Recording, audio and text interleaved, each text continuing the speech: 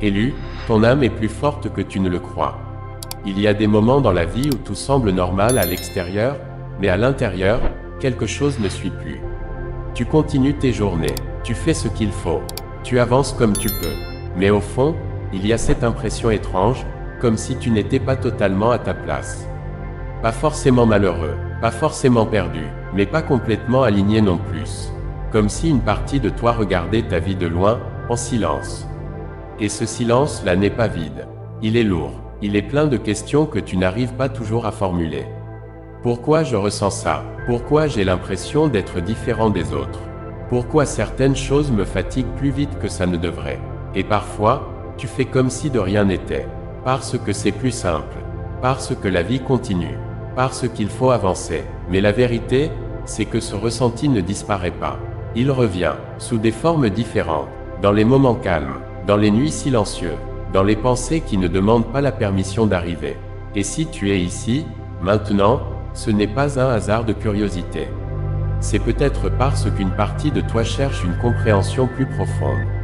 Pas une motivation rapide, pas une phrase inspirante de passage, mais une lecture de toi-même que personne ne t'a vraiment donnée jusqu'ici. Il y a des personnes qui vivent longtemps en essayant d'entrer dans des cadres qui ne leur correspondent pas. Des environnements, des attentes, des rythmes qui ne respectent pas leur fonctionnement intérieur. Et à force, elles commencent à douter d'elles-mêmes. Mais il existe une autre lecture. Et si ce que tu vis n'était pas une faiblesse, mais un processus de transformation? Et si ton âme ne t'abandonnait pas, mais t'éloignait doucement de ce qui ne te correspond plus? Ce que tu ressens peut être confus, mais il n'est pas vide de sens. Dans ce message, on ne va pas te promettre une vie parfaite. On ne va pas te dire que tout va devenir simple d'un coup. Mais on va essayer de poser des mots sur un chemin intérieur que beaucoup vivent sans pouvoir l'expliquer. Un chemin où l'on se perd parfois, pour mieux se retrouver. Parce qu'il existe une force en toi qui n'est pas toujours visible. Une force qui ne fait pas de bruit, mais qui te maintient debout même quand tu crois être au bord de l'épuisement intérieur. Et cette force, c'est ce que beaucoup appellent simplement l'âme. Si ce genre de message résonne en toi, tu peux t'abonner pour la suite. Pas pour suivre une tendance, mais pour continuer un chemin de compréhension intérieure. Maintenant, on entre dans le cœur du message. Il y a souvent un moment très tôt dans la vie où tu commences à sentir que tu ne réagis pas comme les autres. Pas forcément de façon visible, mais dans ta manière de penser, de ressentir, de percevoir les choses. Pendant que certains semblent à l'aise dans les mêmes environnements, toi tu observes. Tu analyses, tu ressens plus profondément certaines situations sans toujours savoir pourquoi. Au début, tu ne fais pas attention. Tu te dis que c'est normal, que tout le monde est pareil. Mais avec le temps, une sensation revient souvent, celle de ne pas être totalement dans le même rythme. Et c'est là que le doute commence doucement à s'installer. Pourquoi je ressens ça alors que les autres ont l'air s'y aller? Tu ne trouves pas de réponse claire. Alors tu avances quand même. Tu t'adaptes. Tu fais comme si, mais à l'intérieur, une petite distance se crée entre toi et le monde extérieur. Et cette distance n'est pas forcément douloureuse au début. C'est juste une différence silencieuse. Avec le temps, cette différence devient une question intérieure. Pas une faiblesse, mais une prise de conscience. Tu ne fonctionnes peut-être pas de la même manière que la majorité. Et cette première étape est souvent le début d'un chemin plus profond. Quand tu es différent sans comprendre pourquoi, le monde extérieur finit souvent par te le renvoyer. Par des remarques, par des réactions, par des incompréhensions simples du quotidien. On te demande parfois d'être plus comme les autres. Plus simple, plus rapide, plus normal. Et même sans méchanceté, cela laisse une trace. Tu commences à ajuster ton comportement. Tu apprends à te fondre, à limiter certaines réactions, à ne pas trop montrer ce que tu ressens réellement. Mais à force de t'adapter, quelque chose s'éloigne de toi, ton naturel. Et ce qui était une différence devient parfois une forme de solitude. Tu es entouré, mais pas toujours compris. Et dans ces moments-là, une question silencieuse peut apparaître. Est-ce qu'il y a quelque chose qui ne va pas chez moi? C'est ici que beaucoup commencent à se refermer. Pas par choix conscient, mais par protection. Ils apprennent à exister sans trop se montrer. Mais ce repli n'est pas la fin du chemin. C'est une phase de survie intérieure. Après les incompréhensions répétées, quelque chose change. Ce n'est plus seulement l'extérieur qui te bouscule. C'est ton intérieur qui commence à se calmer différemment. Tu parles moins de certaines choses. Tu exprimes moins certaines émotions. Non pas parce qu'elles n'existent plus, mais parce que tu ne trouves plus toujours les bons espaces pour les déposer. Et ce silence intérieur peut être trompeur. De l'extérieur, on peut croire que tout va bien. Mais à l'intérieur, il y a un monde qui continue de réfléchir, de ressentir, de questionner. C'est souvent à cette étape que tu commences à te replier dans ton propre espace mental. Tu réfléchis plus, tu observes plus, tu analyses plus, et sans t'en rendre compte, tu deviens plus conscient de toi-même.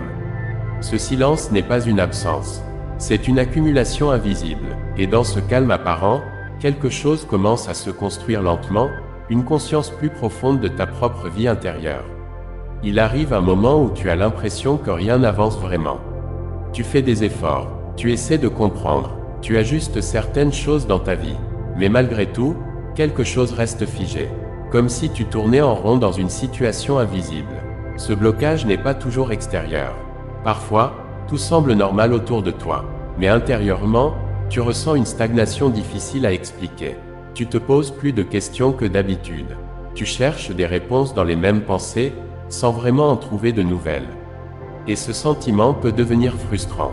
Pas une colère explosive, mais une fatigue intérieure de ne pas voir de changement réel. C'est ici que beaucoup commencent à douter de leur direction. Et pourtant, ce blocage n'est pas une absence de mouvement. C'est souvent une période de préparation silencieuse. Après le blocage, vient une phase plus intérieure encore. Tu commences à regarder ta vie différemment. Pas seulement ce que tu fais, mais pourquoi tu le fais. Les habitudes que tu avais avant commencent à sembler automatiques. Certaines motivations ne te parlent plus autant qu'avant. Et une question revient souvent. Est-ce que je suis vraiment sur le bon chemin, ou est-ce que je me suis simplement adapté à ce que la vie attendait de moi? Cette question peut être inconfortable, parce qu'elle remet en cause des choix, des efforts, des directions. Mais elle ouvre aussi une porte importante, celle de la lucidité. Tu ne te contentes plus de fonctionner. Tu commences à réfléchir à ce qui a du sens pour toi. Et cette étape marque un tournant intérieur réel. Quand tu commences à te remettre en question, certaines choses perdent naturellement leur place. Pas forcément par rejet violent, mais par des intérêts progressifs, des habitudes, des environnements, des conversations. Tout ne te nourrit plus de la même manière.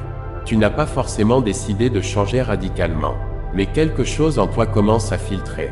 Tu passes moins de temps là où tu ne te sens plus aligné. Tu forces moins les choses qui te demandent trop d'énergie intérieure. Et ce détachement peut parfois créer un vide temporaire. Mais ce vide n'est pas une perte. C'est un espace qui se libère. Un espace où quelque chose de nouveau pourra exister. Après le détachement, vient une phase plus calme, mais plus profonde. Tu commences à reconstruire ta manière de penser.